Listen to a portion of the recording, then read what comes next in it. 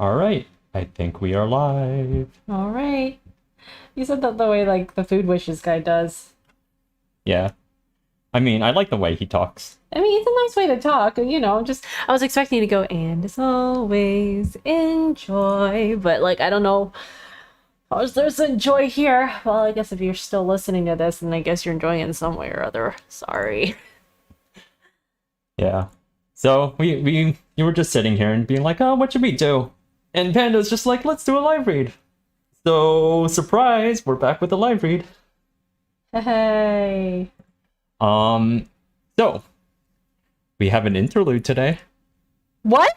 We Wait. know how you feel about interludes. Oh, come on. Cliffhanger, no. Really? Okay, the live read's over, people. We're done. We're done. I'm cutting this off. All right, thanks for tuning in, everyone. Okay, fine. Well, let's do it, damn it. Well, it's this is interlude 13½. It's a donation bonus. I don't know if you know how Wildbow was doing these interludes at the time, but basically he was promising an extra interlude chapter every time he hit a certain donation goal. Wait, so you guys like these? To be fair, a lot of people don't like interludes.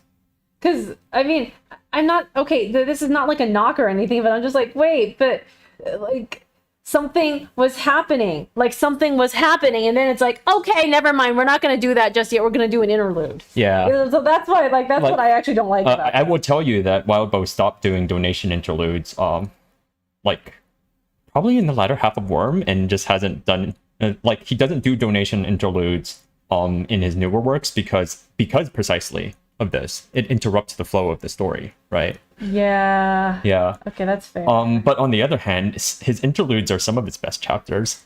Sure, but they really do interrupt, and like for me, that just kind of makes me go like, that like the interludes were. I'm sorry. The interludes are one of the reasons why like I had a tough time like continuing here and there because it was like we're gonna hit something good, and then it's just gonna interlude again. Like I hope you can be a little generous here, and. Are you saying this because you really liked this interlude? Actually, I really do like this interlude, but there you go. I'm just saying in general, the interludes require you to be willing to accept that it's kind of just a short story on its own, right? Yes, like there's a time and a place, you know? Yeah, that is absolutely fair. Wildbow's in the chat. He says that the goal was $75 and it was more content. And around Pact, he started doing regular chapters on Thursdays instead. So basically, interludes were always released on a Thursday, which is not a day he usually posts. Okay. Yeah. So then you have the interlude crap. Right. All right. No worries. Like I'm always trying to like figure out whether or not I should be completely honest, or if anybody's gonna feel insulted if I'm actually honest. Because just my opinion. My opinion is be honest here, right? We're here to listen to your actual honest... Deranged rantings, you mean? Yes, your actual honest deranged rantings. And I think... I'm surprised none of y'all are getting mad at me for any of this. I'm so used to people being mad at me for expressing my opinion in real life. I don't know if it's been apparent to anyone who's been following along with our live reads, both on the Doof Media Discord and these new live streams, but Panda's a very picky person. Like, extremely picky. I will frequently show her things and she'll just have zero interest in it, or she'll start like noticing all of the minor details that like she dislikes, right? I'm sorry. I mean, it's okay. Okay, you can say Panda's a bad person. I'm not exactly great. No, you're not a bad person. You're a picky person. I'm very picky. I'm very opinionated, and people act. They're just historically, people in real life have generally like hated me for stuff like this. Quick way to get yourself ostracized on the playground in the '90s was to when people ask you, "Did you like Backstreet Boys or NSYNC?" was to say, "Don't they sound the same?" Quick way to become the most hated person in your grade. Speaking from personal experience. Oh, also, I did not like the Spice Girls. I just didn't care. And I thought it was bizarre how much everyone else cared. And when I point out something like this, people, of course, get angry. All right. Well, this is a safe space for you. If anyone says anything bad about you, I don't care. I kind of have... like, I'm just saying, like, look, I've made my bed. Like, I know people, like... look, I'm more straight. Like I'm the kind of person who it's gotten to this point where I'm more surprised when people aren't generally mad at me than when they're actually happy to hear from me or see me, and I'm just like, why? Haven't you heard? I'm public enemy number one. Haven't you heard? Everybody in my graduating class in like grad school hated me. People just hate me. Well, this is why you have a therapist. Well, yes, but I'm just saying, like, I don't know what to say to you for there. It's just, yes, that's why I have a therapist, but at the same time, like, I'm over it, but I'm just saying, like, you know, historically, it just doesn't make sense for people to like me. Anyway. Yeah, fair. Megafire says that this is like a 9-year-old work. The arguments that once burned brightly have cooled down to embers by now. Wildbow says most arguments. Well, none of y'all know where I live, so, Yeah, fair. And Alex is giving you a hug. oh, don't worry about it. I'm good. All right. Anyway, my point being, Thank you. You can be honest. All right? All right. You guys asked for it. All right. Interlude 13½. Sam! Sam! Celia's voice was grating and nasal. I'm coming, the heavy-set man grumbled as he made his way into the living room. Why did I think Sam was a girl? Celia sat on the floor between the couch and the coffee table. The white of her t-shirt and panties was a stark contrast to her dark skin. Sam leered at the woman. She was good-looking for her age, slim, though her breasts sagged behind her shirt without the benefit of a bra. Hey, you know what? It's comfortable. Fuck you. You said you were 5 minutes ago, asswipe. Takes you 5 minutes to find your wallet? Needed to piss. Your fat-ass friend was in your bathroom, so I pissed in your sink. Are these the merchants? Are these the merchants? The merchants are dead, remember? I know, so? Okay. So this is an interlude. Anything goes, man. Like they sound like merchant-adjacent people. Celia kicked under the coffee table to strike his shin. Sam just smiled and stepped back. Kidding. I went off the fire escape. That's not any better. It's all water and shit down there. Any place that doesn't smell like hot garbage smells like a toilet. Here, stop bitching. He threw a plastic movie rental card at her. She cut open a plastic wrapped block of powder and shook a small amount of the powder onto the coffee table. She used the laminated card to cut it into lines, a set on each side of the table, with none in front of her.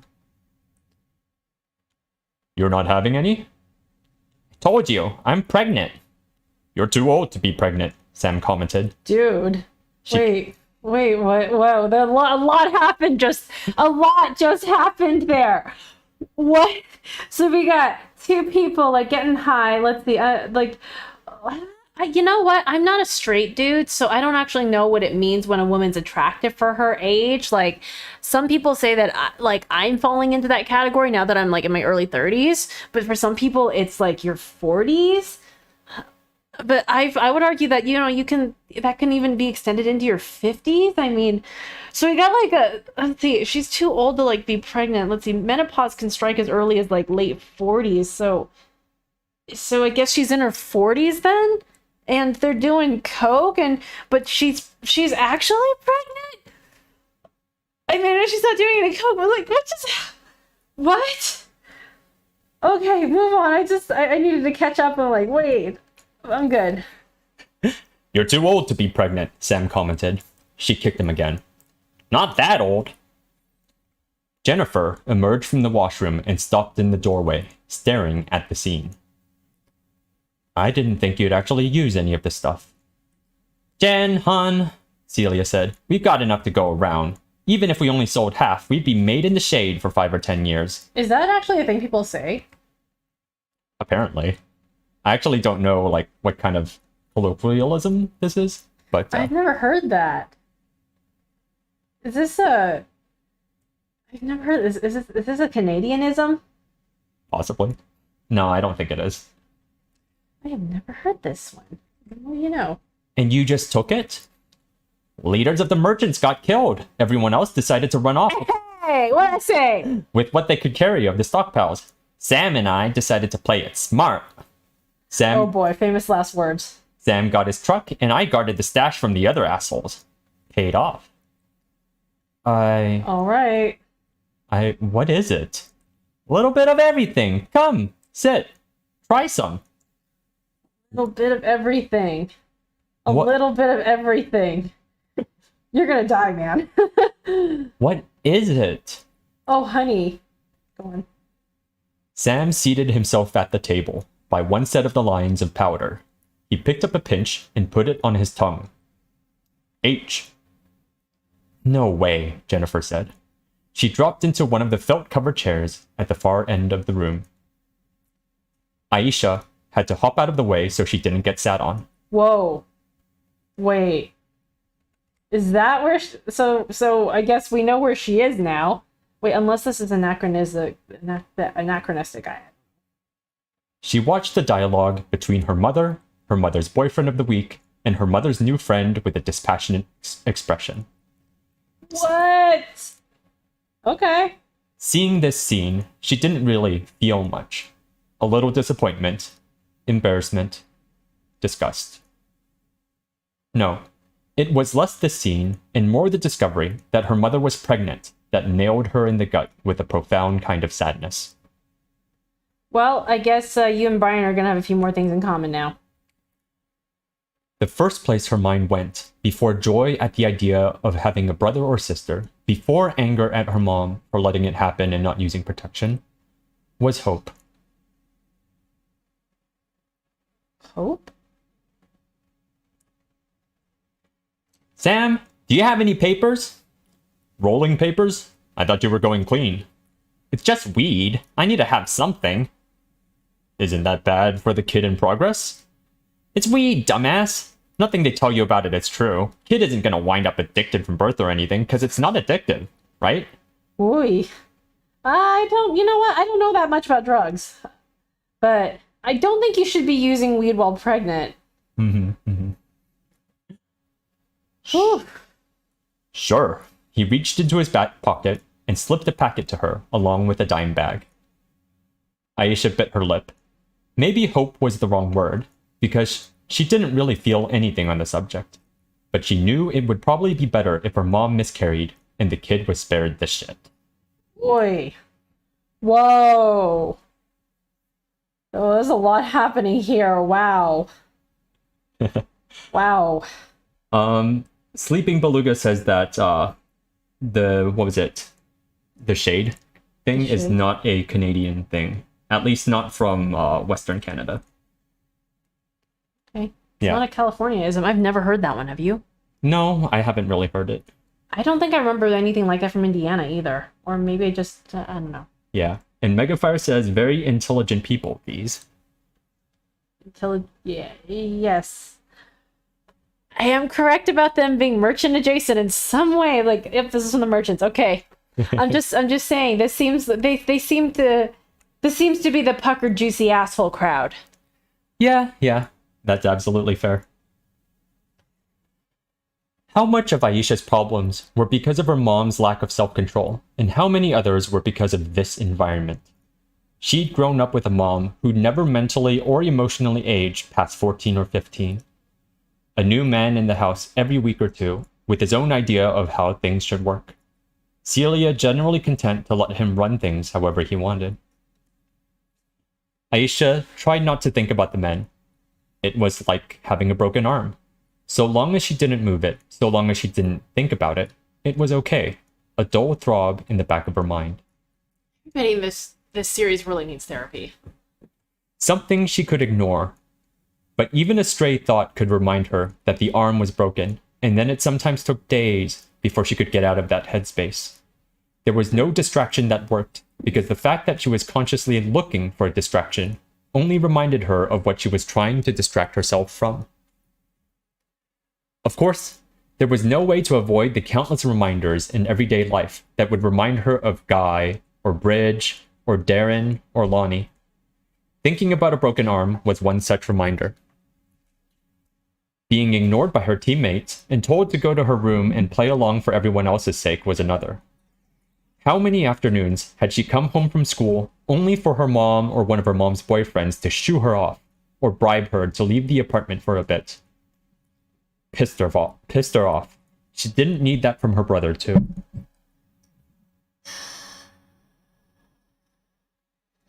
Why don't you talk to each other? Come on, Jennifer, Celia urged her friend. She took a long draw from the spliff she held in her fingers. From the what? Spliff? Spliff. What is that? It's a term for, like, I think the wrapped up, A wrapped up joint? joint. Yeah. Huh. I mean, I don't know if it's joint specific. I think it could be like a cigar as well, or like tobacco. I'm so used to those being referred to as joints. Mm-hmm. Well, I mean, here's my reputation as a bad panda, like come crashing down around my ears. I don't know anything about drugs. Well, the illegal kinds anyway. I know plenty about the legal kinds, aka prescribing things. Hold on. Oh, fuck. Sam, you jackass. This isn't just weed, is it? Thought it was. There's a kick to it. Amp or something. Celia took another puff. Amp. Hey, Jen, join in. Have some of what Sam's having. But H is fucking scary, Jen protested. So you hear, but why is it scary? It's addictive. Josh says, a spliff is mixed with tobacco, I think. Okay, yeah. No. That makes sense. Man, the mom. Celia? It's Celia, right? Celia, yeah. Celia, you dipshit! There's something in here that's not supposed to be in there! Also, Celia takes another puff. Yep. Aisha tuned out the sound of her mother and Sam cajoling the woman and walked over to the table. Her mom didn't notice her. Nobody ever noticed her, and they noticed even less ever since she'd gotten her power. It was like a dark joke, a grim comedy. Just when she'd started to figure things out, grow up and catch people's eye, the world went to hell and she got her powers. Now she became invisible if she lost her concentration. Not that it was invisibility, really. It was memories. People forgot her as soon as they saw her, to the point that they didn't register her presence. She could feel it. I know what that feels like. I'm kidding. She could feel it, her power rolling over her skin, jabbing outward, invisible to sight, touch, and anything else, making contact with the people around her and pushing those memories away. No wonder she thinks that she'd be able to hide from, like, say, Cherish or other people. Like, it makes sense why she thinks she can hide from them, but I'm gonna make the same argument that Taylor and Brian, I think. Mm-hmm. I'm gonna make the same argument Taylor and Brian do. Like, this is really her trauma making her think that her power makes her, like, completely invisible. It probably would, like, just the emotional turmoil she has probably would be visible to Cherish. That's my take on it. At least that's how I feel about it as far as what I remember. Let me know if I failed the reading comp quiz or not. No, I think that's a good take. Yeah. Because, like, this is her trauma. Like, speaking as somebody who has now gone through a little bit of therapy, it's just, this is your trauma. This is a trauma response. Mm-hmm. This is, seriously, just, like, I swear to God, like, if they didn't before, most of Brockton Bay now has PTSD, or at least CPTSD or something. Speaking of someone who has it. And like her metaphor comparing her memories to a broken arm, her power seemed to respond to the attention of her subjects. The harder they tried to remember and focus on her, the faster she slipped through their minds. The metaphor applied in another way too. Her power operated on its own, doing its thing, and if she very casually noted what it was doing, without pushing it forward or holding it back, she could feel it doing something else. As if it was ready to push away memories that didn't relate to her exactly. It never did. Anytime it built up enough that it came close to doing anything, she noticed, and it retreated like a turtle pulling its head into its shell. Frustrating. Her power didn't do anything because she wanted it to. It worked only if she surrendered to it, let it act on its own. Pushing it to work harder had the opposite effect. Ooh. Well, you know, honestly, I feel like I'm gonna not, like, take back fully, but, like, just walk back a little what I said earlier. It's nice to see an interlude that actually focuses on somebody who, like, I feel like we are more familiar with, like as far as where the story left off. Like the story, because where the story left off, it was like, what happened to Aisha? What happened to Imp? And it's like, oh, here's the interlude that tells us where she is. So this is actually has more continuity than a lot of the previous interludes. So this is pretty decent so far. I mean, just because like, okay, now we know where she is, and now we know who it's about. Because like when it was like the stuff about assault and battery, I was just kind of like, who are these people? Like a lot of the other interludes, I was just kind of like, who are these people? Why should I care about them? I mean, the answers are summarily answered, but like the questions are answered, but it's still just like, it's like, okay, let me reorient myself. It's like you're reading a book and then like, okay, let me go pick up another book from the shelf because I'm, for some reason. Yeah. So this is actually this is better than like, I think the usual like interludes go as far as continuity goes. Okay, good to hear. How easy would it be to just carry this stuff away? She could hand it to Coil for some brownie points, and he could decide what to distribute. I'm sorry. Distribute, yeah. It would be out of her mother's hands, and the money would become a limiter on her mother's habit. If the drugs weren't around, maybe Sam would leave. Maybe, if Aisha got rid of the drugs, her mom would have an excuse to get things back on track somehow. The city was paying people who joined the cleanup crews. 3 square meals, simple and bland, but they gave the essential nutrients. Simple and bland. I'm kidding. And they gave you $20 for 9 hours of work. Fuck around or slack off, and they just kicked you off the crew for the day. No pay. Huh. Idle hopes. Aisha had spent long years wishing her mom could pull it together, dating back to just after the divorce, when a bad day was still better than most good days were now. Or maybe that was nostalgia in a child's eye view. No. If she got rid of the drugs, it was more likely that someone would erupt in anger, Sam or her mom, getting violent, verbally or otherwise. It would do more harm than good. She sat down on the coffee table, directly opposite her mother.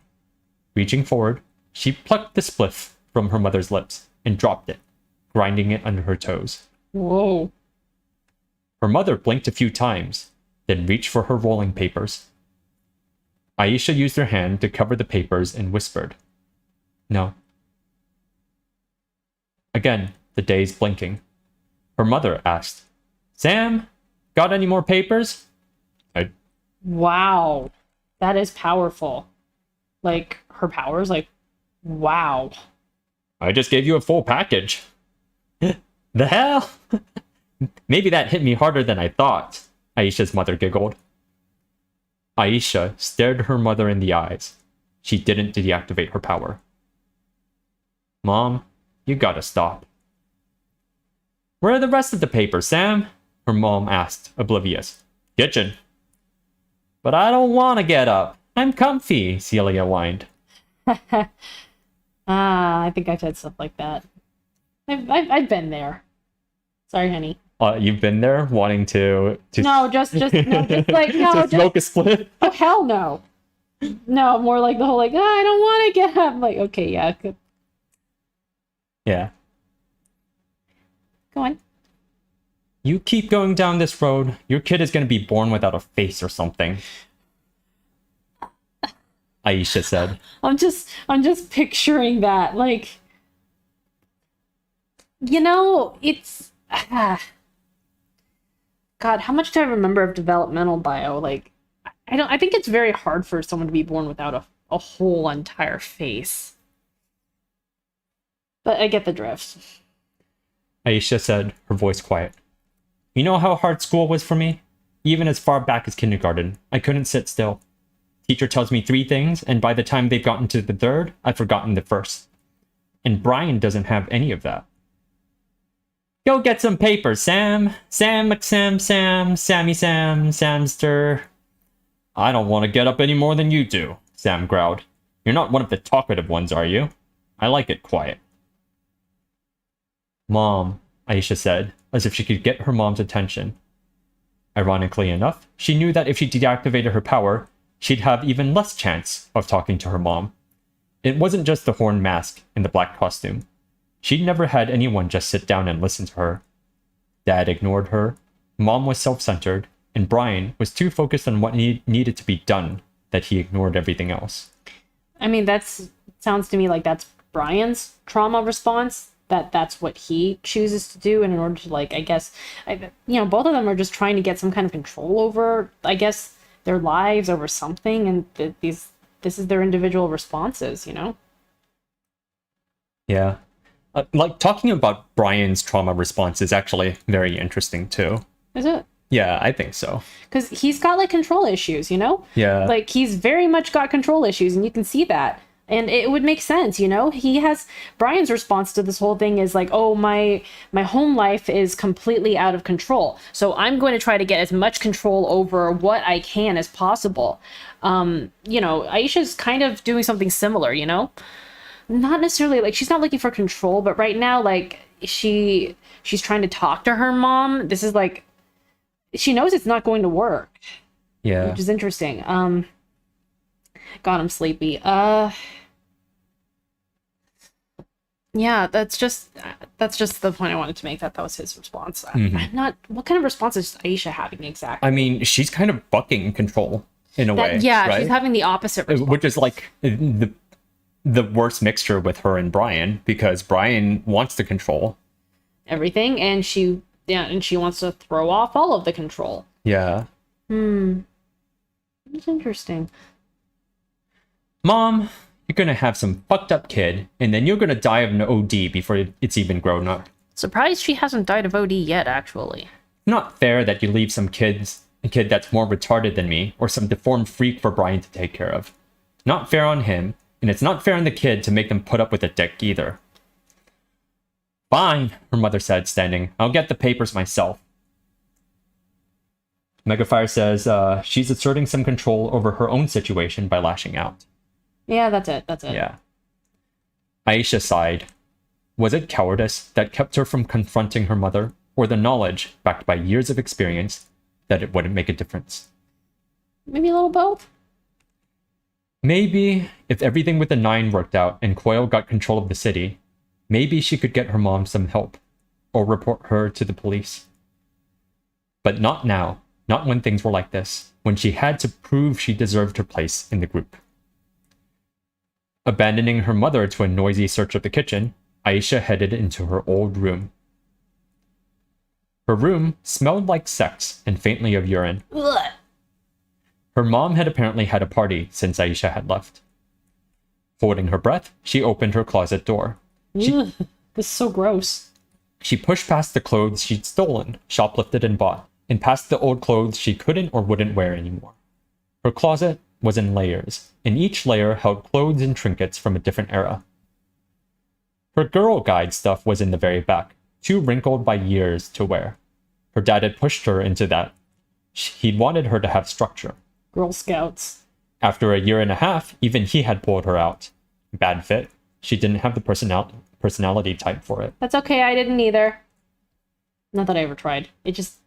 I think, we had a Girl Scouts program when I was in, like, gosh, it was elementary school.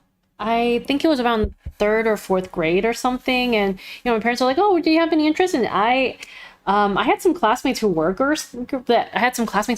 Scouts, and it was just, I don't know. Again, this should be, thinking back, this is another like big like flag, like, hey, guess what? You're non-binary. It's like, oh, this is what girls do. You wear skirts and you sell cookies. And I know Girl Scouts is about like a lot more than that, like in my head, but like the kinds of people who went into Girl Scouts, I don't know. I saw those folks and I was just kind of like, you mean I have to act like that?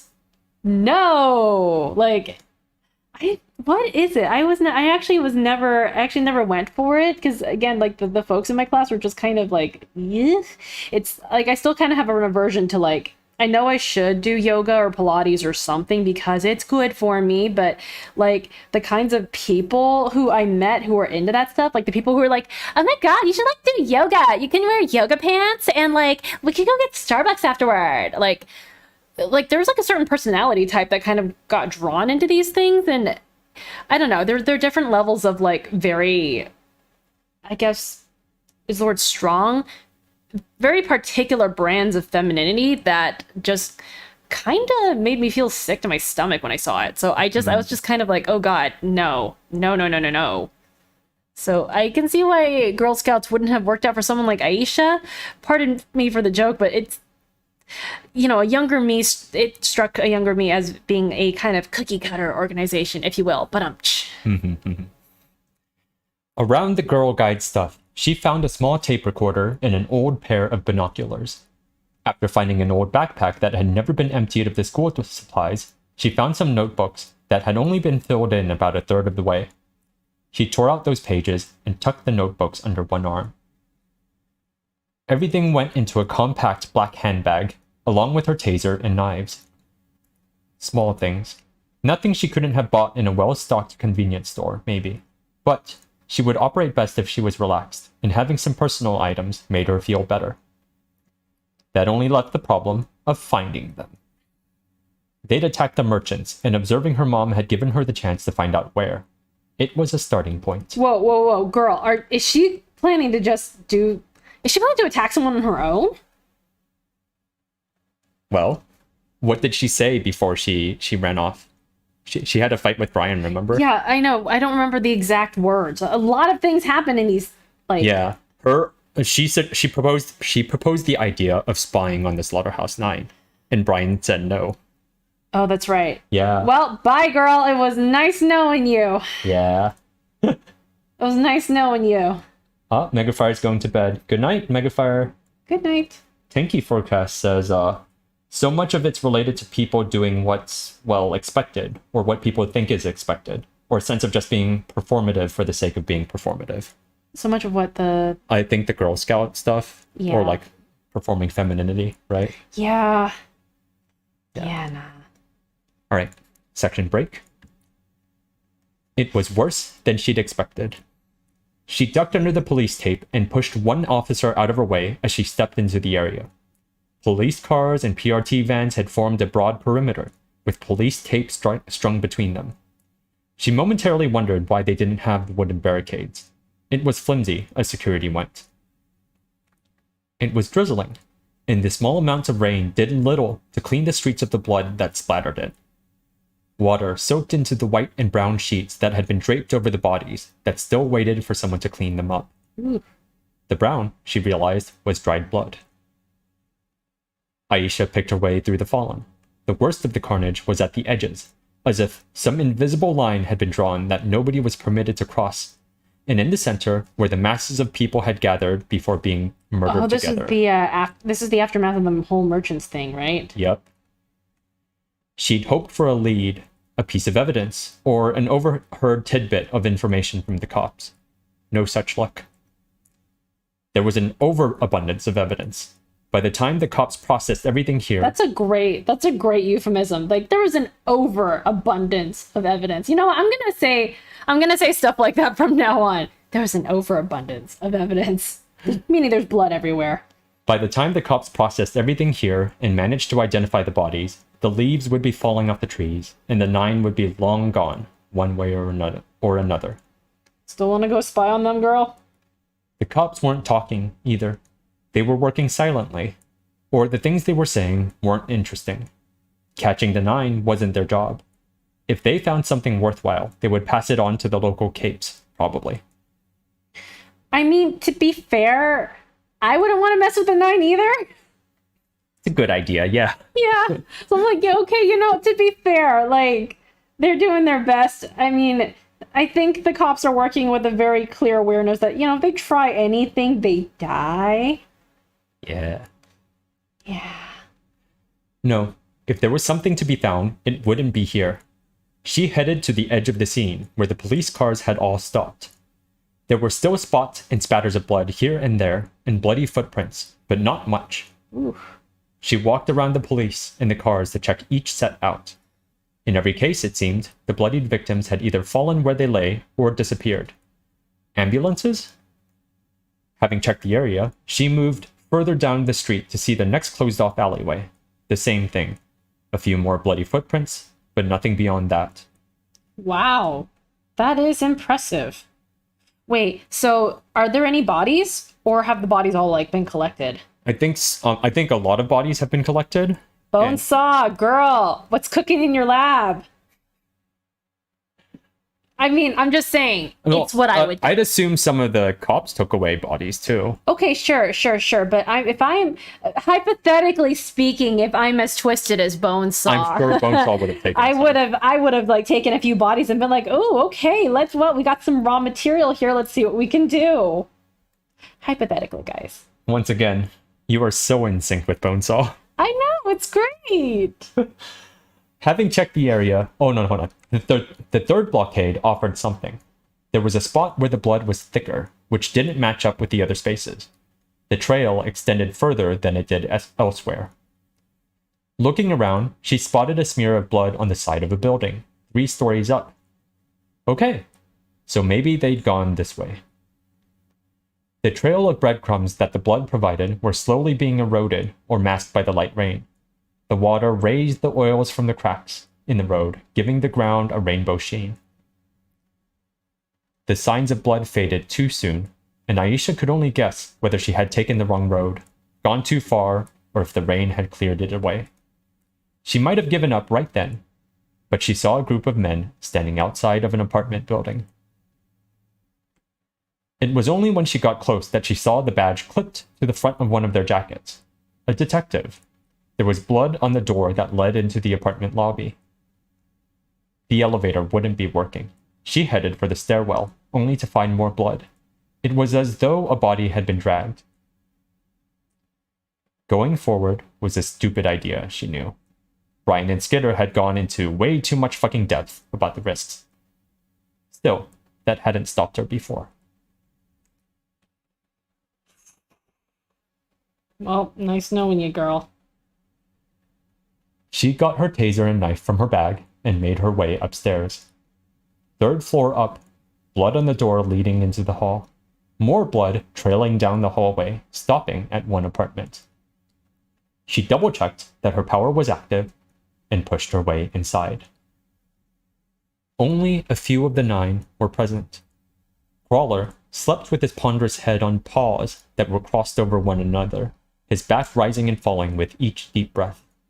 He was large enough that the highest part of his back rose nearly to the ceiling with each breath he drew in through his nostrils. So pause for a second just so I can double check something. So her power works best on the people who know her and know to be thinking about her, right? I think from the sound of it, because like her mom, like it just rendered her invisible to I her think mom. the way she phrased it was that her power works best when people are trying to think of her or trying to focus on her. Okay. But I think that's an interesting corollary, that it probably does work better for the people who actually know her. Right, because, you know, if it actually works better, if it's more effective for the people who know her and know her well, then, well, what do the 9 know about her? Next to nothing. So doesn't that mean that, you know, It might be easier to catch her. Yeah, for the 9 to catch her. Oof. Good observation. 2 seconds. You keep reading for a second. I'm just going to grab something. All right. His back rising and falling with each deep breath. He was large enough that the highest part of his back rose nearly to the ceiling with each breath he drew in through his nostrils. Only half of the eyes on his body were closed, covered with thick, dark gray lids. I'm just going to wait for her to come back. You're back? All right.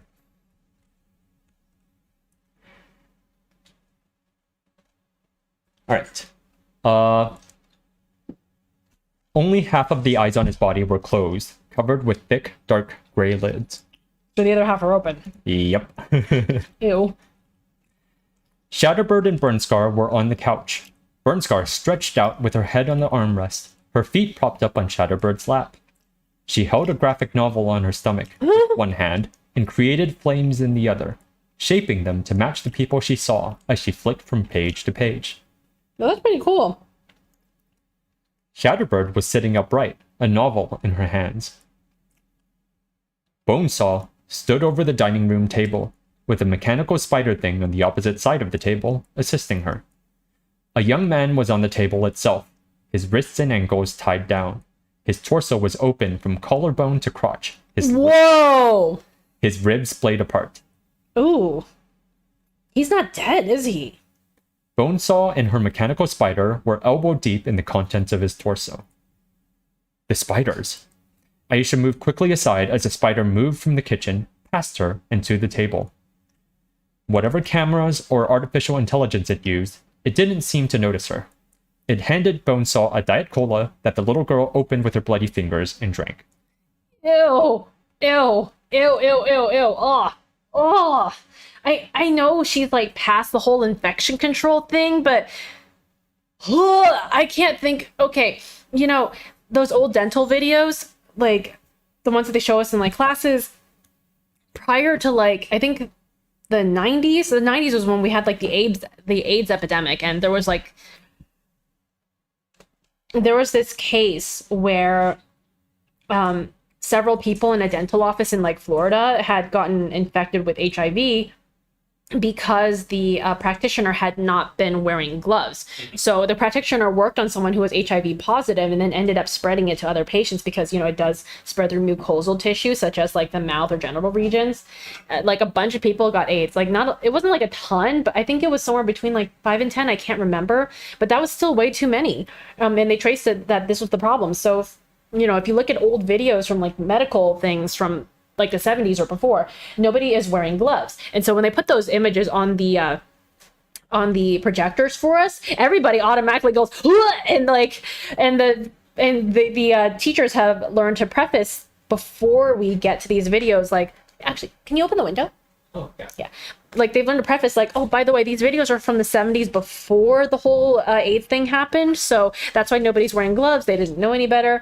So, Bonesaw, I know this is going to sound terrible of me, but I'm just like, oh, Bonesaw opening up a possibly still living body and vivisecting somebody on the table. Okay, that's standard. But she's drinking a cola. She opened the cola with her bloodied fingers and then she put her mouth on the Coke thing. And I'm just like, oh my God, girl, no wonder you want Panacea on your team. How many bloodborne illnesses are you going to contract? Oh, I don't think Bonesaw has to worry too much about bloodborne illnesses. Why not? She's still like got a infectable body. She can probably cure it.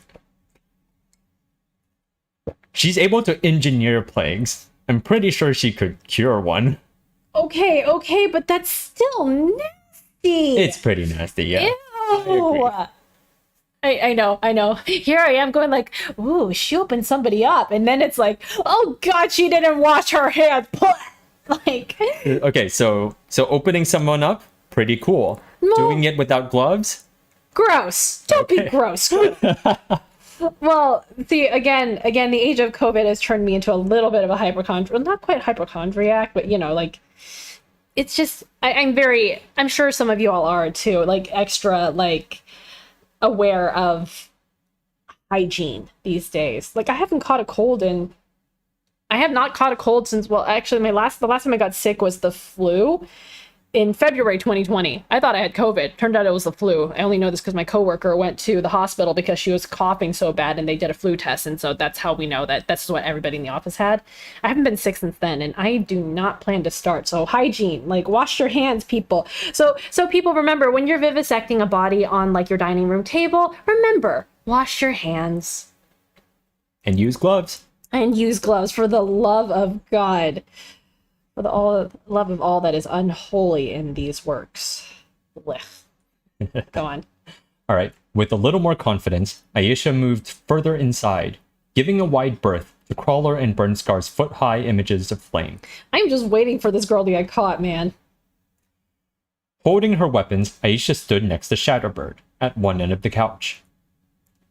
Wait, are you gonna try to take them out? You think that's gonna work? Okay, good luck. Aisha had never killed anyone, but here she was holding a lethal weapon. Wait. You've never killed anyone. And you're trying to take out the slaughterhouse 9 by yourself? Girl, okay, I haven't killed anybody. But from what I read in novels, I watch those murder shows, like they joke about on SNL. Murder show, I'm gonna watch murder show. The first kill is psychologically, that one's really tough. I read accounts from soldiers and whatnot, shooting and killing another person. Just killing another person is it's quite the act. You have to get through a huge mental barrier for that first one. So I'm just gonna point out, Aisha girl, you've never killed anyone. Your power may or may not like work on the Slaughterhouse Nine because they don't know who you are. You know, they're maybe not thinking about, I guess, getting moidled on their own turf here. But so you've never murdered anyone, and this is what you're planning to do. You're just like, okay, cool. I'm gonna prove myself by like killing the Slaughterhouse Nine. You've never committed a murder before. You know, to the Slaughterhouse Nine, this means nothing. Like, they've killed so many people. I'm sure even for them, there must have been a hurdle for those of whom there must have been a hurdle for those of the slaughterhouse who are not like complete sociopaths for that first kill. And even for like the people who had that first kill, I'm sure like there was a significant psychological impact here. And here you are trying to murder someone with no experience, and the stakes could not be higher. You know, not to say anything, but was your mom on drugs and she had you too? Because that would explain something here. Something's wrong in your brain. She was implying that, actually. Yeah, I can see that. She was saying Brian had no trouble in school, but she couldn't even remember 3 things. That actually does seem to correspond to heavy use of, like, amphetamines or something like that. Mm-hmm. Oh my god. Well, it was very nice knowing you. Sort of. I don't know. I don't think I actually cared for you too much, but go on. She could slice Shatterbird's throat, and they wouldn't even realize she was there. Right. They know you're there. They would, she suspected, realize that Shatterbird was dead or dying. There was a 50-50 chance, anyways, that it would force them out of whatever effect her powers had on their brains. It had happened to her before. Except that Shatterbird would kill her in her last moments, using the glass that had been swept to the corners of the room, or one of the others would. Burnscar or Crawler could deal a hell of a lot of damage, even if they didn't know who they were attacking. Slowly, she walked over to Bonesaw, navigating around the drones. Could she kill the kid? I'm just making a grimacing face here, like, I don't know. Can you? Also, again, high psychological barrier to murder, and I know she's a creepy little kid, but murdering, and then on top of that, murdering a kid? Aisha, go home, girl. Go home. Okay, next. On the one hand, Bonesaw was the one who kept the other members going. Removing her would take a lot of problems off the board. She could finish off Bonesaw and run for cover in the kitchen, out of Burnscar and Shatterbird's line of fire. From there, it was only steps. You think you'll be out of Shatterbird's line of fire in the fucking kitchen? Right, okay. From there, it was only steps to the front door and safety. On the other hand, it was still murder, and it was a kid. What'd I say? A kid that had 100 kills under her belt. More? You think it's 100? You think it's 100? It's 100. It's way higher than that, I guarantee you. A squeaking sound distracted her from her thoughts. It was like air being let out of a balloon, but in shorter spurts. Bonesaw? No. That's the guy on the table. He's still alive. No, the girl wasn't making any noise. The mechanical spider? No. Not the spider either. Rats! Stepping as close to Bonesaw and the spider as she dared, Aisha investigated the sounds. Where were they coming from? It's the guy on the table. He's still alive. Bonesaw smiled. You're gonna have to speak up if you want me to hear you, Jonathan. Jonathan? What did I say? Wait, do we know who Jonathan is? No, I don't think that's a name you recognize. Okay. Aisha looked down at the body and realized the heart was beating inside Bonesaw's hands. Whoa! Wait, is her hand inside the chest cavity, or just is the heart actually like in her hand, like Temple of Doom thing? I think her hand's inside the chest cavity. I'm trying to remember, like, I think the heart does have, like, pain nerves. I think it's the brain where, you know, you have to be awake during the surgery because your brain doesn't actually have, like, the pain sensors in it. I think it's the brain. Ooh, what did I say? I saw this coming, but man, is this gross. The man's eyes were moving, and his lips moved as he struggled and failed to make words come up through his windpipe. The surge of horror and disgust gave Aisha the strength to cast aside her doubts. Sorry, kid, she said. She plunged the knife into Bonesaw's bare throat. Whoa! Bonesaw screamed, shrill and loud, which caught Aisha off guard. With the knife in her throat, the girl was screaming? Reacting more on instinct than wit, Aisha pulled the knife out and then slashed it horizontally across Bonesaw's throat. Whoa! He'd expected a spray of blood, or gurgling. Neither happened. Bonesaw screamed again. So she pulled the knife free and stabbed Bonesaw in one eye. The blade scraped against the bone of Bonesaw's socket. That's a sharp knife! Oh, that is a sharp knife! So it's hard to cut bone. Go on. Flame erupted, and pieces of glass came to life around Aisha. She backed away quickly as a wall of flame rolled over Jonathan on the table and divided her from Bonesaw. There was a rumble, and the sound of falling furniture as Crawler stood. Ow, ow, ow, ow, ow! Bonesaw shrieked. It hurts! Why isn't she dead? Aisha yanked the knife out and then gripped her taser. Is it Jack? Burnscar asked, looking around, then turning to the window. What the hell? It's not Jack, Bonesaw said. She snapped her fingers, and the mechanical spider leaped on top of her, beginning to suture the wounds in her neck. I gave Jack the same safeguards I gave us. He would have succeeded if he tried it. Oh my god. Panda's making an astounded face. Yeah, we should have seen that coming. Shatterbird scowled. Then who or what was that? Crawler, do you know? Aisha backed toward the front door. She stopped as Crawler appeared in the doorway that led from the kitchen to the front hall, looking through to see his teammates on the far end. His voice was a mangled mess of sounds that only barely approximated anything like speech. I don't smell anyone. Smells can't find me, then, Aisha thought. Still, Wow, that's pretty cool. Still, she didn't have her escape route. Torch the apartment and make a break for it? Burnscar asked. We can meet up as a group later. No. Cherish has a hard time tracking Mannequin, and he won't know how to find us, Shatterbird said. I'm okay, Bonesaw piped up. She held one hand to her eye socket, which had trails of smoke rising from it. You don't need to worry. I can put my throat back together easy. After I get my kit out to check the sheets for my vitals to make sure there's no abrasions. And I've got spare eyes.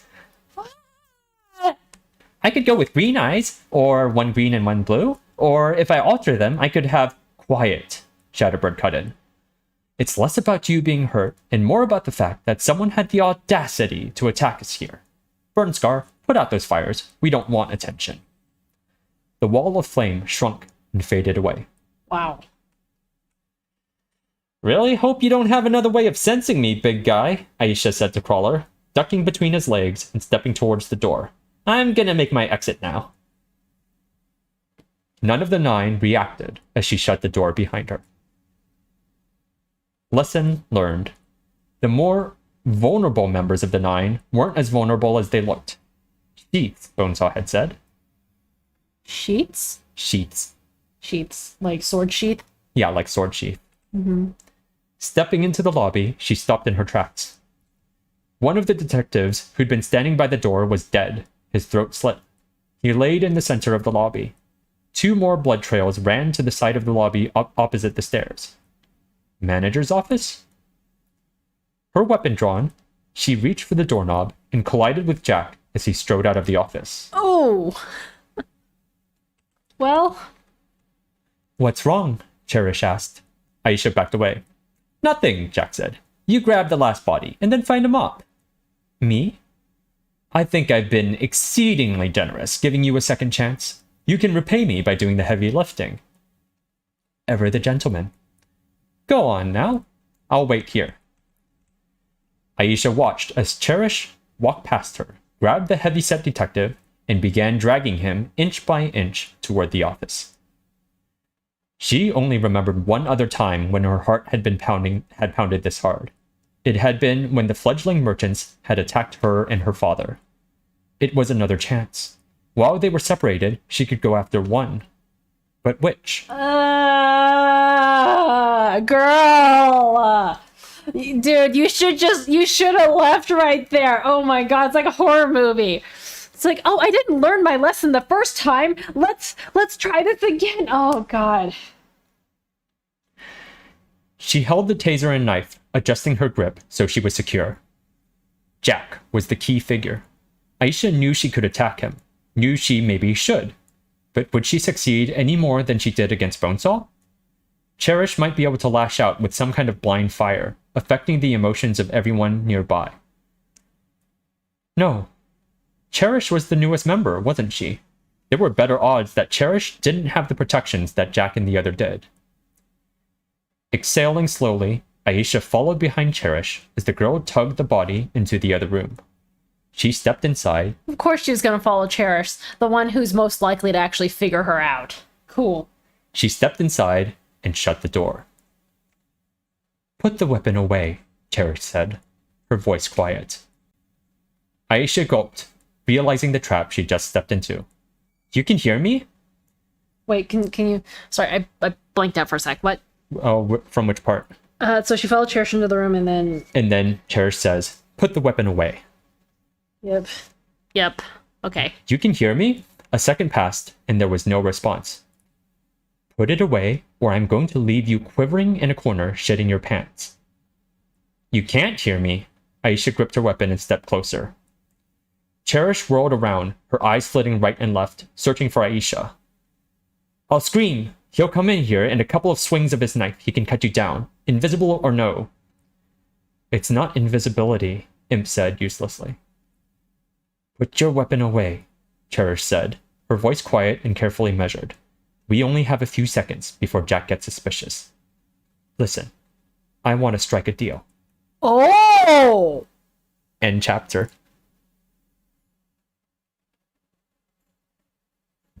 Well. So, not too bad of an interlude? This one's plot relevant. Yeah. So, I mean, not that the others weren't, but we had to like dig for the plot relevance. This one's actually very, very plot relevant. Ooh. All right. It's a good one. I'm glad you enjoyed it. And I hope all of you enjoyed this live stream. Woo! Yay! It's like super sleepy today, so. Yeah. All right. Any closing thoughts? Anything you want to say? Not really. I mean, anything you want to like ask me? Well, you already said a lot regarding Aisha and Brian. Do you have anything else to add on top of that? I don't know what else I could add, actually. Okay, that's fair. You already said a lot about them. Yeah. Yeah. How do you like Aisha as a character? It's kind of nice to see inside her head a little bit because that makes her more likable. I don't know. I feel like the same is true of most, like, of the Worm cast. Like, you know, unless you can see inside their heads, they may not be, like, super likable because, I mean, a lot of them are, like, villains or, like, gray characters, you know? So it's, like, nice to see from their side of things because, like, you know, from the outside, it's just, like, nah. Yeah. Fair. I don't know. I just feel like the same could be said of people like me as well. Like, if you're dealing with any like mental health problems and you don't take the time to see what's like going on underneath like the surface, like you're not going to like people. You know, that's just what happens. Yeah. Sleeping Beluga asks, what do you think the deal might be? Well, Cherish is clearly trying to like find some way to live. Maybe there is some whole deal about like, oh, let's try to take down the 9 in some way. I mean, Cherish knows that, you know, pretty much like it's not gonna end well for her if like the 9 live and like survive. So maybe there is some kind of a plot to like take things down from the inside a little. All right. We'll see what happens. Okay, thanks for tuning in, everyone. Bye-bye.